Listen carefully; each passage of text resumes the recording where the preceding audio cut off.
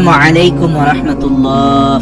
সুপ্রিয় দর্শক মণ্ডলী, আশা করি মহান আল্লাহ রাব্বুল আলামিনের অশেষ মেহেরবানি ও দয়ায় আপনারা সবাই ভালো আছেন। প্রিয় দর্শক, আমাদের কাছে বেশ কিছু প্রশ্ন এসেছে, বিশেষ করে এই লকডাউনের পরিস্থিতিতে মাহে রমজান কাটালাম, এখন রমজানের রোজার ঈদ আমাদের সামনে এসে উপস্থিত হয়েছে। একজন ভাই প্রশ্ন করেছেন, রাষ্ট্রীয়ভাবে ঈদগাহে না গিয়ে বাসায় নামাজ পড়ার প্রয়োজনীয়তা হতে পারে, তো এরকম পরিস্থিতিতে ঈদের নামাজ মসজিদে না পড়ে বাসায় পড়লে কি হবে, অথবা এই নামাজ কতটা ইসলামিক শরীয়ত মোতাবেক যৌক্তিক? প্রিয় দর্শক, অধিকাংশ উলামায়ে কেরাম ঈদের সালাত পরিস্থিতির কারণে বাসায় পড়লে হবে কিনা এটা নিয়ে দুটি মতে বিভক্ত হয়েছে। তবে উত্তম হচ্ছে বাসায় তিনি ঈদের সালাত আদায় করবেন না। ওজরের কারণে শরীয়তের বিধানগুলো হালকা করে দেয়া হয়েছে, এর পরিবর্তে তাকে নফল বা অন্য কোনো সালাতও আদায় করতে হবে না। অর্থাৎ এখানে আমি বোঝাতে চাচ্ছি, শরীয়তের বিধান মোতাবেক বাসায় ঈদের সালাত পড়ার কোনো সুযোগ নেই। অর্থাৎ ঈদের সালাত এমন একটি বিষয়, এটি অনেকটা জুমার সালাতের ক্যাটাগরির সাথে মিলানো যেতে পারে। অর্থাৎ জুমার সালাত যেমন আপনি মসজিদে না গিয়ে বাসায় ইচ্ছে করলে পড়তে পারবেন না, অর্থাৎ বাসায় পড়লে আপনাকে জোহর পড়তে হবে, একইভাবে ঈদের সালাতটা হচ্ছে একটি সম্মিলিত আয়োজন, এখানে একটি গ্যাদারিং এর বিষয় থাকে, এবং রাসূল সাল্লাল্লাহু আলাইহি সাল্লাম এভাবেই পড়েছেন। এবং ঈদের সালাত কোনো পরিস্থিতিতে কোনো ওজরে যদি না আদায় করা যায়, আপনি বাসায় সেটি আদায় করার সুযোগ নেই। তার মধ্যে আপনি ইশরাকের নামাজ পড়তে পারেন, চাশতের নামাজ পড়তে পারেন, বিভিন্ন নফল নামাজ পড়ে নিতে পারেন। প্রিয় দর্শক, আমাদের কাছে আরেকটি প্রশ্ন আসছে যে রমজান মাসে কি আসলে কবরের আযাব বন্ধ থাকে? এই বিষয়ে যদি একটু জানাতেন।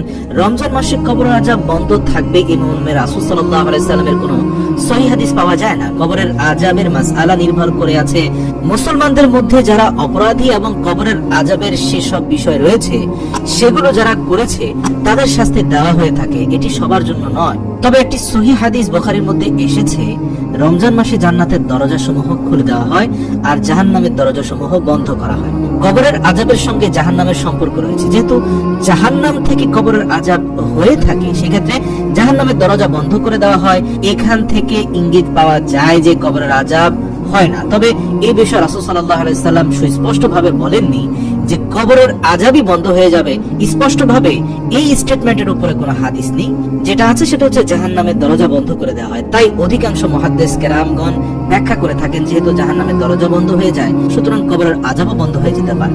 রব্বুল আলামিন অসীম ক্ষমতার অধিকারী, তিনি চাইলে জাহান্নামের দরজা বন্ধ করেও কবরের আযাব চালু রাখতে পারেন, আবার জাহান্নামের দরজা বন্ধ করার মাধ্যমে কবরের আযাব মাফ করে দিতে পারেন। আল্লাহু আ'লাম। প্রিয় দর্শক, আমাদের কাছে আরেকটি প্রশ্ন এসেছে, নামাজের সময় কফ এলে কি করব? নামাজের সময় যদি কফ চলে আসে প্রিয় ভাই, তাহলে সবচেয়ে ভালো হয় সবসময় পকেটে পরিষ্কার ফেসিয়াল টিস্যু রাখবেন, যাতে নামাজের সময় অতিরিক্ত মাত্রায় মুখে কফ এসে পড়লে তিনি যাতে টিস্যুতে সেই কফ সংরক্ষণ করে পরে ডাস্টবিনে ফেলে দিতে পারেন। অথবা আপনি আপনার কাছে যদি কোনো টিস্যু পেপার না থাকে, সেক্ষেত্রে আপনি কফ গিলে ফেলতে পারেন। দুটোই শরীয়তে জায়েজ রয়েছে, গিলে ফেলাটা এবং টিস্যুতে রাখাটা। তবে মুহাদ্দিস কেরামগণ গিলে ফেলার থেকেও টিস্যুতে রাখার ব্যাপারেই বেশি মতামত দিয়ে থাকেন।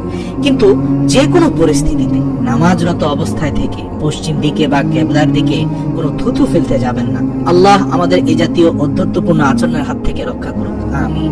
প্রিয় দর্শক, একজন ভাই প্রশ্ন করেছেন যে তারাবির নামাজ পড়লে কি তাহাজ্জুদের নামাজের সওয়াব পাবো? যদি না হয় তাহলে তাহাজ্জুদের নামাজের সময় কিভাবে নির্ধারণ করব? প্রিয় দর্শক, আলেমগণ এই প্রশ্নের জবাবে বলে থাকেন, সহিহ বুখারীর হাদিস যদি আমরা লক্ষ্য করি এবং ইমাম বুখারী রাদিয়াল্লাহু হাদিসগুলোকে যেভাবে উল্লেখ করেছেন সেগুলোকে যদি আমরা দেখি, তাহলে আমাদের কাছে স্পষ্ট হবে তিনি তারাবির সালাত ও তাহাজ্জুদের সালাতকে পৃথক করে বোঝানোর চেষ্টা করেছেন। যদিও তিনি বলেননি যে এই দুটি সালাত ভিন্ন, তারপর তিনি তার বর্ণনার মধ্যে তারাবি ও তাহাজ্জুদ আলাদা করে বোঝানোর চেষ্টা করেছেন। তারাবির সালাত, তাহাজ্জুদের সালাত একটাই কমন নাম হলো এগুলো রাতের সালাত, অর্থাৎ কিয়ামুল লাইল, অর্থাৎ এগুলো রাতে আদায় করা হয়। এগুলো নফল বা সুন্নাহ, হুকুমের দিক থেকে এগুলোর একই হুকুম রয়েছে। এই ক্ষেত্রে যদি কেউ আগে থেকে তাহাজ্জুদের সালাত আদায় করে থাকেন, তাহলে যখন শেষ রাতে তিনি জাগবেন তখন তিনি তাহাজ্জুদ নিয়মিত আদায় করবেন, যেহেতু তার আমলটুকু নিয়মিত করা অতি উত্তম এবং আল্লাহর কাছে প্রিয়, তাই এই কাজটি তিনি করবেন।